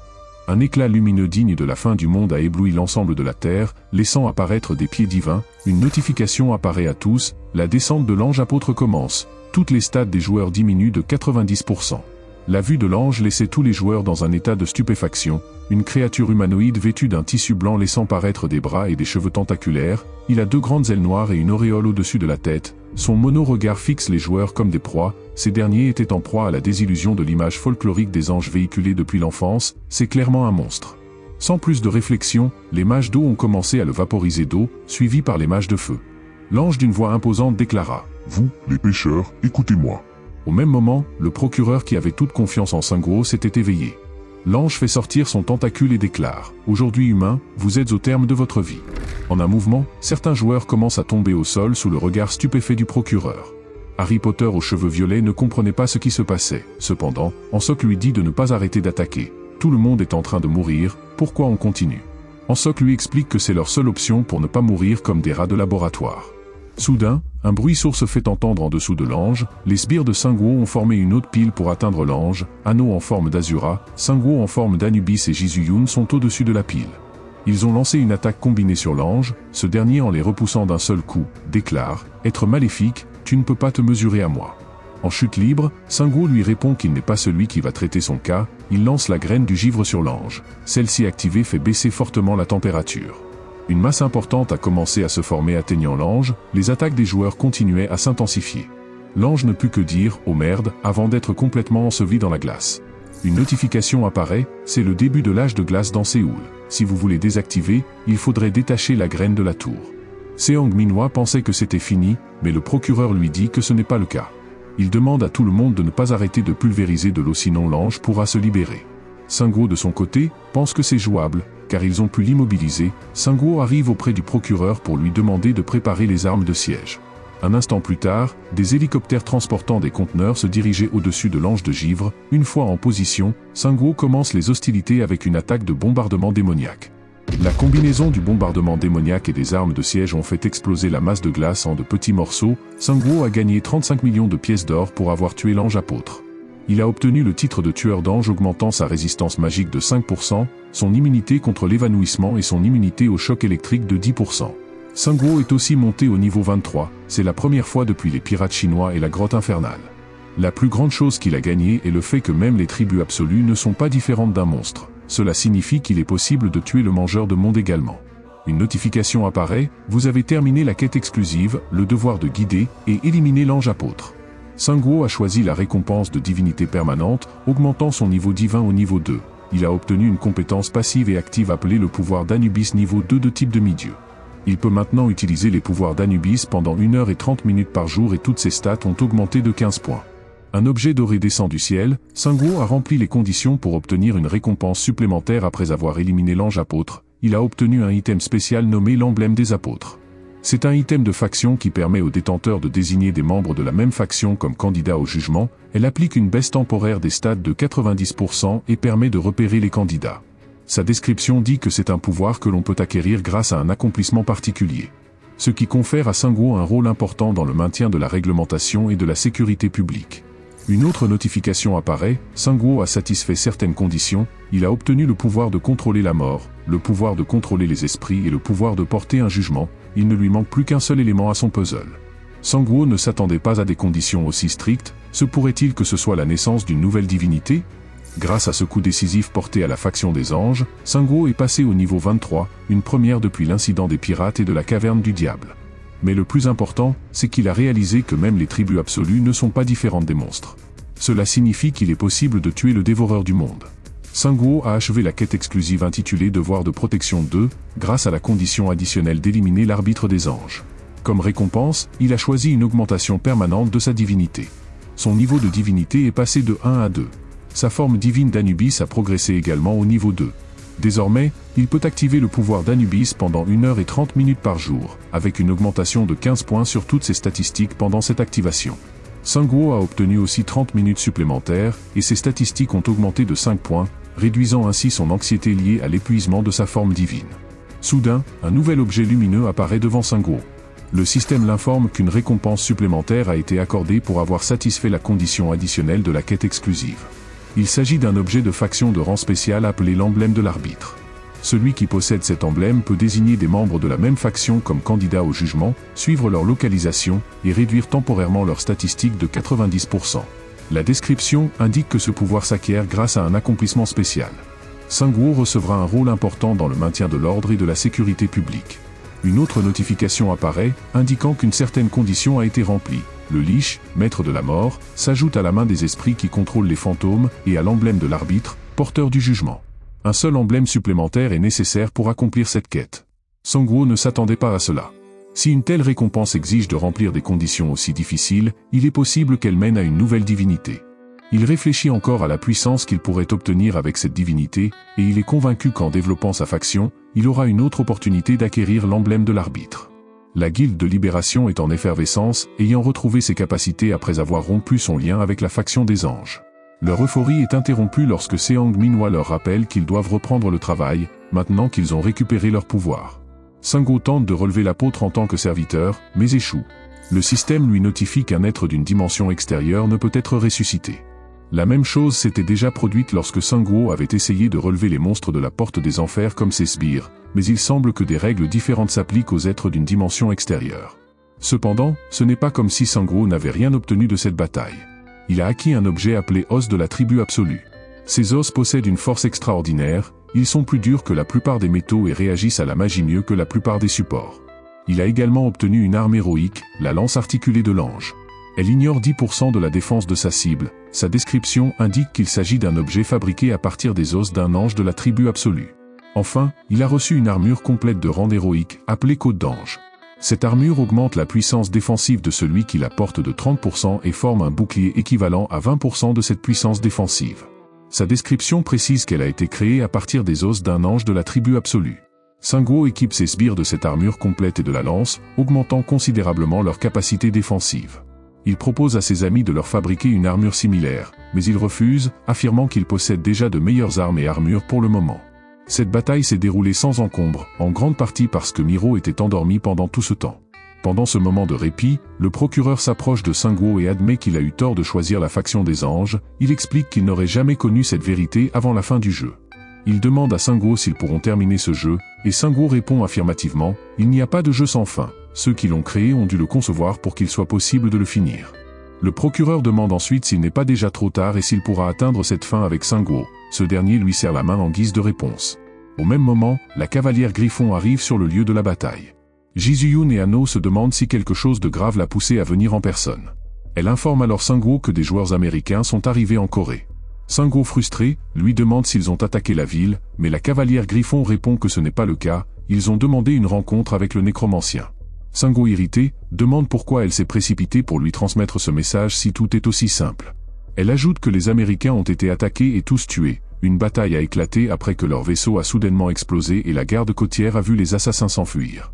Sungwoo déconcerté, n'a aucune idée de ce qui se passe ni de qui aurait eu l'audace d'attaquer des émissaires américains. Sans perdre de temps, Sungwoo retourne à la ville de Suwon. Il interroge le lancier Kyongso sur leur contact avec les Américains.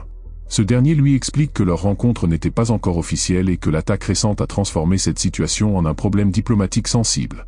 Il ajoute que la scène de crime a été sécurisée et qu'il peut aller l'inspecter. En chemin, Kyongso lui annonce des nouvelles de la Chine. Il semble que le serveur numéro 1 ait conquis le serveur numéro 2 et unifié tout le pays. Sungwoo reste silencieux, préoccupé car l'empereur qu'il avait maintenu sous contrôle grâce à des assassins et des monstres, a désormais unifié le serveur. Cela ajoute à ces tensions, car une fois le serveur chinois stabilisé, Sungwoo deviendra leur prochaine cible. Après un moment, ils arrivent sur la scène du crime. Ano est choqué de voir ce que les Américains utilisaient, un immense vaisseau au design unique. Kyongso explique qu'il ne s'agit pas d'un navire marin, mais d'un hydravion, capable de naviguer dans les airs. Les Américains se cachaient dans les nuages, mais leur vaisseau s'est écrasé ici après l'explosion. Le lieutenant Park, qui inspectait la scène, informe Sungwoo qu'ils ont trouvé des espaces circulaires vides dans chaque salle des moteurs. Il suppose qu'il s'agissait des emplacements des objets qui permettaient au vaisseau de voler dans le ciel. Ils ne sont pas certains de son rang, mais c'est certainement un objet précieux, et il est possible que les attaquants aient cherché à le voler. Le lancier Kyongso fait remarquer que cela signifie probablement qu'il existe d'autres hydravions de ce type quelque part. Ce qui conduit Sanguo à penser qu'il s'agit d'une organisation ayant évolué différemment de la Société de l'évolution, qui se concentrait sur la biologie.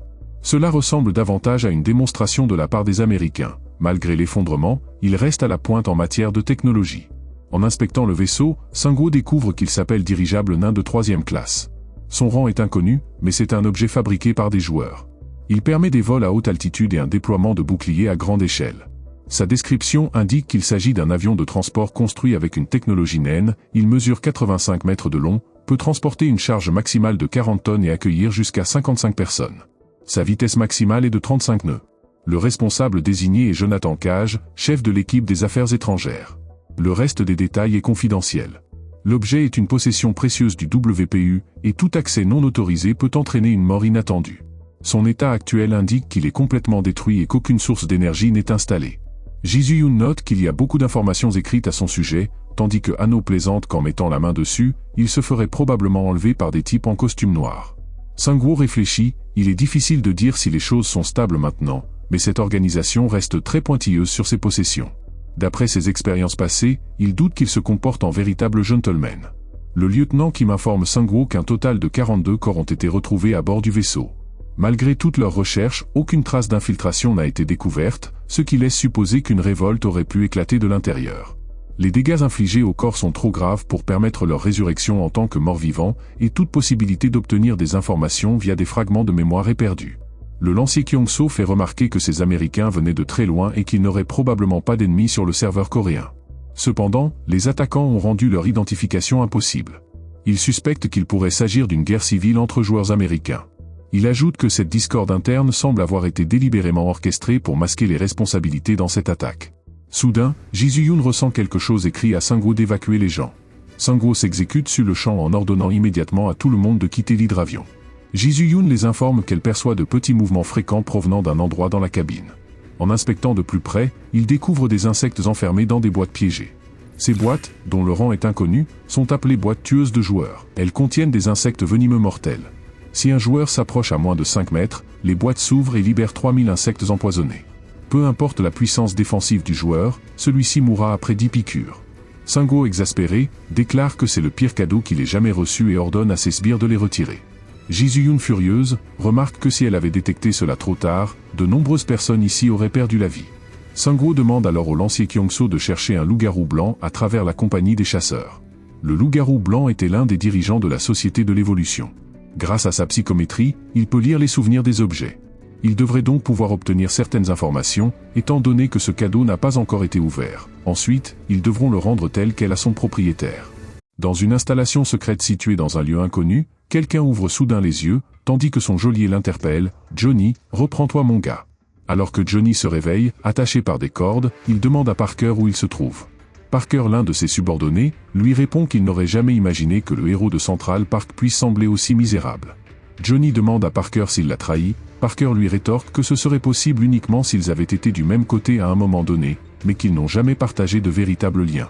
Parker poursuit en expliquant qu'il s'agit d'une opération spectaculaire visant des forces hostiles dans le cadre d'une guerre d'espionnage. Il ajoute qu'il ne comprend pas pourquoi le président Love veut maintenir de bonnes relations avec un clown d'un petit territoire, mais que l'amiral Baker, lui, a une opinion différente. Ces derniers temps, l'amiral s'intéresse beaucoup à la décoration des jardins orientaux. Johnny en déduit que Parker essaie de s'approprier l'arbre-monde. Parker confirme ses soupçons, et Johnny commence à penser que ces types sont complètement fous. Le président Love accorde une grande importance à la valeur héroïque de la Corée du Sud. Le nécromancien est un homme qui a combattu les tribus absolues, contrairement à d'autres qui ont tenté de les suivre. Love affirme que le nécromancien sera une figure clé dans la reconstruction de l'humanité. Johnny demande à Parker si l'amiral William Baker prévoit encore un autre sacrifice inutile, et si ce sacrifice sera Parker lui-même. Parker réplique en disant « Tu l'as vu, la forme horrible de cet arbre. C'est une arme de destruction massive, un monstre dont nous ne savons ni quand ni comment il va grandir, ni comment il pourrait détruire Washington. » Il informe ensuite son ancien allié que leur mission a toujours été de prévenir les catastrophes futures. Cet arbre représente une menace potentielle qui pourrait porter atteinte à l'ordre central de l'Amérique. Le groupe des extrémistes est dirigé par l'amiral William Baker. Il croit toujours que toutes les crises doivent être résolues sous la direction des États-Unis. Il considère le nécromancien comme une menace potentielle pour l'ordre centré sur les États-Unis. Johnny dit à Parker que ce qu'il fait n'est pas juste. Cependant, Parker l'informe que lui et le messager seront rapportés comme ayant été massacrés par des terroristes isolationnistes de l'Est.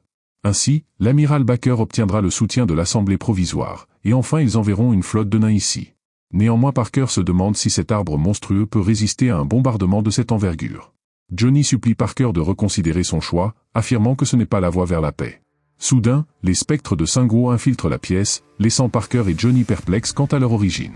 Ces spectres ne sont que des éclaireurs, et après avoir localisé l'endroit où le captif est détenu, Sanguo détruit le plafond.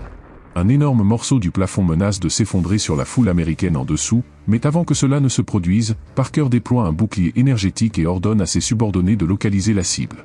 Tout à coup, le morceau de plafond, qui semblait sur le point de les écraser, a été soulevé. Les subordonnés pensent que c'est Parker qui a agi, mais il leur dit que ce n'est pas lui. Il s'avère que c'est le chef squelette géant de Sanguo qui l'a levé. Sanguo pousse un soupir de soulagement, ayant enfin retrouvé ses nuisibles. Les Américains, quant à eux, se demandent comment il a pu localiser cet endroit. Après avoir trouvé Johnny, le lancier Kyongso informe Sanguo que la personne attachée est Jonathan Cage, venu en tant que diplomate. Le loup-garou blanc informe Sanguo que l'homme ayant déployé le bouclier est le cerveau derrière le massacre sur le navire. Parker rétorque que ce sont des mensonges et qu'ils n'ont aucune preuve pour étayer leurs affirmations. Au même moment, Parker commence à étrangler Jonathan et déclare au nécromancien que cet homme est effectivement Jonathan Cage, venu comme représentant, mais qu'il agit sous ses propres directives, et que tout cela n'est qu'une querelle interne chaotique. Il affirme également qu'ils ont réprimé la rébellion et retracé les événements, et qu'ils étaient en train d'interroger Jonathan à ce propos. Parker met en garde Sanguo, lui conseillant d'oublier les événements d'aujourd'hui s'il souhaite maintenir une relation amicale avec eux. Mais avant que Parker ne puisse mentir davantage, Sanguo l'attrape violemment par le cou. En colère, il lui demande pourquoi il parle autant, il lui fait savoir qu'il n'est pas venu pour une discussion diplomatique et qu'il sait que Parker en sait plus sur lui qu'il ne le devrait. Sanguo a entendu Parker dire qu'il ferait retomber toute la responsabilité de cet incident sur lui, l'accusant d'être un terroriste isolationniste de l'Est dont le passe-temps serait de massacrer brutalement les envahisseurs étrangers sur son territoire. Sanguo lui demande si ce n'est pas exactement le scénario parfait qu'il souhaitait. Parker lui répond qu'il est inutile de le torturer et qu'il ferait mieux de le tuer immédiatement pour gagner du temps. Le loup-garou blanc déclare qu'il n'est pas nécessaire de se préoccuper de choses inutiles comme la torture et qu'ils n'ont même pas torturé qui que ce soit pour trouver cet endroit. Au même moment, Jisoo-Yoon entre dans la pièce après avoir maîtrisé 2 soldats, elle informe Sanguo que tous les joueurs présents dans le bâtiment ont été neutralisés. Le lancier Kyongso remarque que toutefois que Jisoo-Yoon a probablement exagéré dans sa tâche de neutralisation. Sanguo informe Parker qu'il ne va pas le tuer, et qu'à partir de maintenant, les pions qui seront utilisés dans les jeux politiques ne seront plus eux.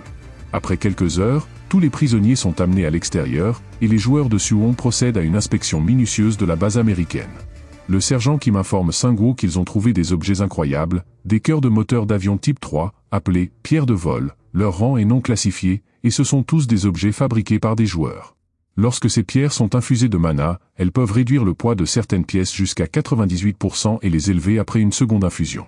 Leur description indique qu'il s'agit d'un modèle amélioré des pierres de vol standard, qui amplifie l'effet de réduction du poids de 3% grâce à l'amplificateur intégré. Cet objet est une ressource précieuse de WPU et est classé comme un article de sécurité de premier rang, interdisant strictement toute ingérence extérieure ou modification non autorisée.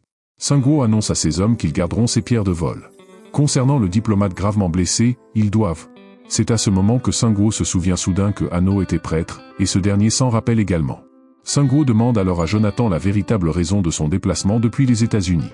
Jonathan explique que le monde est devenu un chaos total, mais tandis que le serveur américain s'est stabilisé dans une certaine mesure, ce n'est pas le cas de l'Amérique du Sud, en particulier l'Amazonie. Sanguo se demande quel genre de problème pourrait venir de la forêt amazonienne, connue comme les poumons du monde.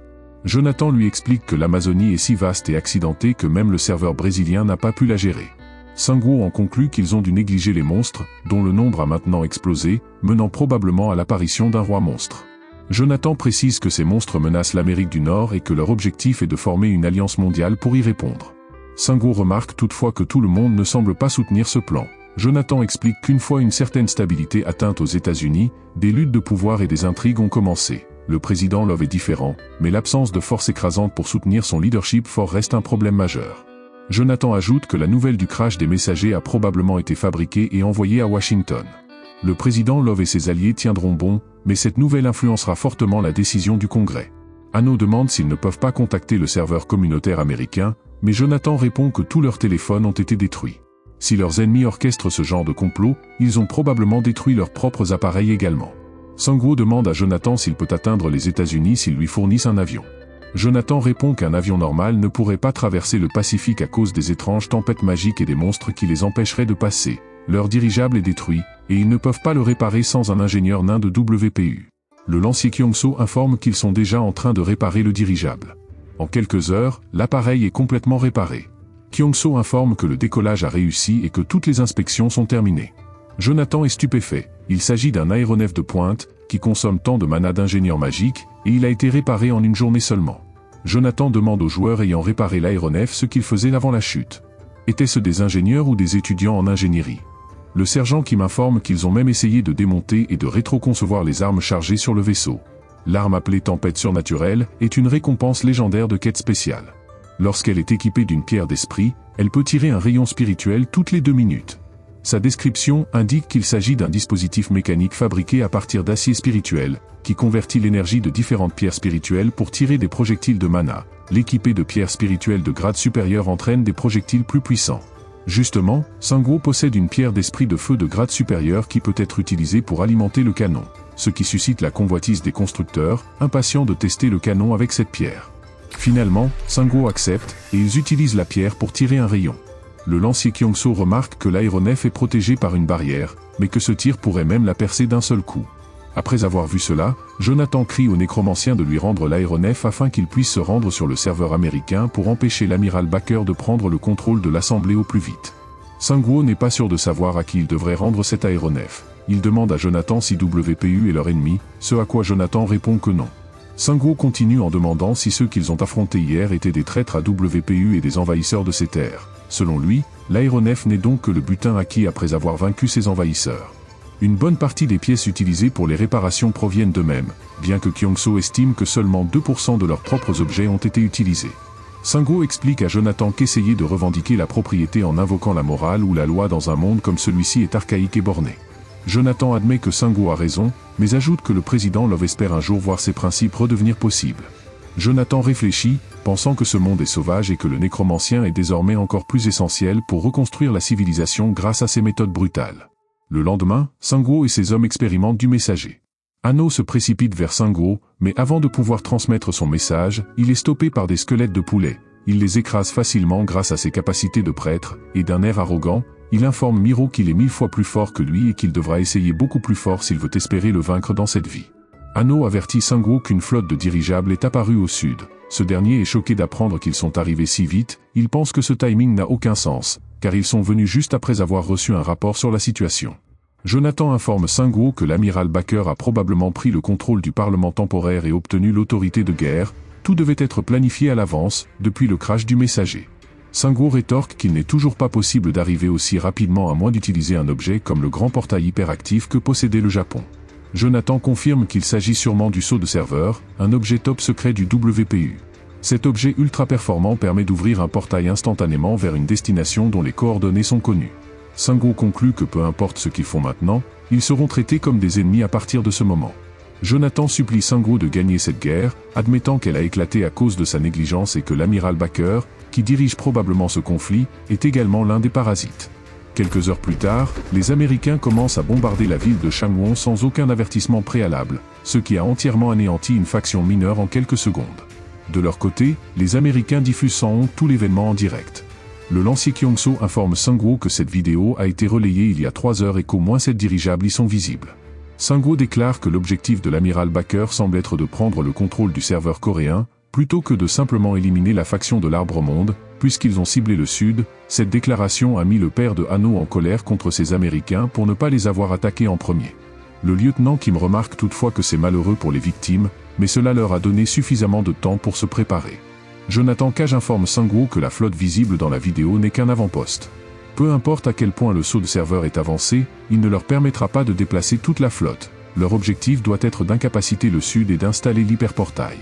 Le père de Hanno affirme qu'ils doivent montrer à ces Américains ce dont ils sont capables. Jonathan Cage ajoute que la flotte de l'amiral Baker est extrêmement puissante, il n'oubliera jamais le jour où ils ont annihilé 20 000 orques de fer avec elle. Ji-Yoon explique que l'installation d'un hyperportail nécessite du temps pour injecter du mana. Si les Américains prévoient d'installer plus d'un hyperportail, alors il leur reste encore du temps. Alors Sanguo demande à Jisoo-yoon si elle a obtenu la pierre spatiale du roi de la grande chaîne de montagnes. Jisoo-yoon répond qu'elle en a déjà reçu une, mais qu'en échange, la ville de Suwon a dû acheter 1000 sacs de pommes de terre au roi. Sanguo déclare que si seulement quelques-uns d'entre eux partent, ils peuvent immédiatement se diriger vers Changwon, mais Hanno réplique qu'ils ne sont pas si peu nombreux. La flotte américaine avancée s'est assurée d'anéantir tout être vivant dans la ville. Un joueur déclare que la ville est devenue un tas de cendres, tout comme Philadelphie. L'autre est fasciné par cette destruction. Le premier joueur explique qu'ils ont diffusé cette vidéo en Corée pour briser leur morale. Pour l'amiral Baker, c'est démonstration comme une stratégie. Grâce à cela, même l'Union de Philadelphie a capitulé rapidement. Le camp du président Love les a critiqués, qualifiant cela de sacrifice inutile, mais l'amiral Baker a répondu qu'il échangeait des bombes contre des vies de soldats. Le premier joueur ajoute que l'amiral Baker est un homme qui considère la guerre comme de simples chiffres qui s'accumulent. L'autre joueur note que l'amiral Baker a un bon sens politique, il savait déjà qu'un jour il vaincrait le président Love et accéderait au pouvoir, mais il ne s'attendait pas à ce que cela se produise si vite. D'ailleurs, le fait que le nécromancien soit d'un psychopathe insensible aux paroles a été un facteur déterminant. Même les membres du Parlement n'auraient pas pu prévoir qu'il massacrerait les membres d'équipage et ferait s'écraser le vaisseau messager. Il reste environ 6 heures avant la fin de l'installation de l'hyperportail. Selon leur supérieur, la prochaine cible pourrait être Busan. Soudain, ils sont distraits par une ombre au-dessus d'eux, tandis qu'une boîte atterrit derrière eux. Un message d'avertissement s'affiche, indiquant qu'une boîte tueuse de joueurs est active. Une fois la boîte ouverte, d'innombrables insectes tueurs de joueurs en surgissent. Une seule de ces boîtes est suffisante pour anéantir un aéronef entier. Sanguo fait son entrée magistrale avec le vaisseau messager, ce qui déclenche l'alerte maximale chez les Américains en l'apercevant. Leurs 6 aéronefs restants se mettent en position pour attaquer Sanguo et son vaisseau. Sanguo fonce directement sur les dirigeables américains avec ses wyverns, ce qui déconcerta les Américains. Ils pensent que le nécromancien est fou d'essayer de les attaquer avec des créatures volantes faites d'os. Les ingénieurs informent leur capitaine qu'ils ont détecté une forte réponse énergétique provenant du vaisseau messager. Le capitaine rétorque que leur aéronef est protégé par un bouclier capable de résister facilement à une décharge énergétique provenant d'un autre appareil. Cependant, les joueurs sur le messager ont utilisé l'arme légendaire, détruisant facilement les boucliers des aéronefs, et les Américains ne comprennent pas ce que leurs ennemis viennent de tirer. Au même moment, une fumée noire apparaît sur le pont d'un autre aéronef américain. Un message d'avertissement s'affiche, indiquant que la grande nécromancie a commencé. Une tonne de zombies surgissent de la fumée et commencent à attaquer les joueurs. En quelques minutes, tous les joueurs américains de ce navire sont éliminés. Les Américains ne comprennent pas pourquoi leur aéronef est enveloppé de fumée. Ils tentent de contacter ce navire, nommé Blue Wing. À plusieurs reprises, les soldats informent l'amiral Baker qu'ils n'obtiennent aucune réponse de Blue Wing. Après quelques secondes, l'un des joueurs informe les autres que le Blue Wing a commencé à bouger et qu'il tentera de le contacter à nouveau, mais l'amiral Baker ordonne à ses hommes d'abattre le Blue Wing. Un soldat hésite à tirer sur leur propre aéronef, mais l'amiral Baker lui met une arme sur la tempe, menaçant de le tuer s'il n'obéit pas immédiatement. Avec cette menace, toute la flotte vise le Blue Wing. Seuls quelques navires tirent, ce qui est insuffisant pour le détruire. Le bouclier protecteur autour du Blue Wing bloque les bombardements. En voyant cela, l'amiral Baker abat le soldat de sang-froid. Le second au commandement, craignant pour sa vie, ordonne aux autres navires de tirer également, menaçant que leur famille soit considérée comme traître et exterminée. Avec ces menaces, tous les aéronefs tirent en même temps sur le Blue Wing. L'impact est suffisant pour percer le bouclier protecteur et le détruire complètement. L'amiral Baker informe ses hommes que les morts-vivants contrôlés par un joueur humain ne sont pas stupides. De plus, il leur explique qu'un individu bien plus intelligent que les dirige. Sanguo annule toutes ses invocations sur le Blue Wing après son crash. N'en ayant plus besoin, il ordonne aux joueurs sur le messager de réveiller Miro. Il possède maintenant 3 utilisateurs de magie de la mort de niveau liche. Sanguo obtient une synergie appelée Harmonie de la mort, qui nécessite 3 utilisateurs ou plus de magie de la mort de niveau liche. Cette synergie élève l'une des compétences exclusives au rang ultime. La compétence d'arme osseuse de Sanguo passe donc du rang expert au rang ultime. Victor déclare être triste car la majorité de ses zombies ont été sacrifiés de cette manière. Sanguo lui répond que, biologiquement, il est impossible qu'il ressente de la tristesse.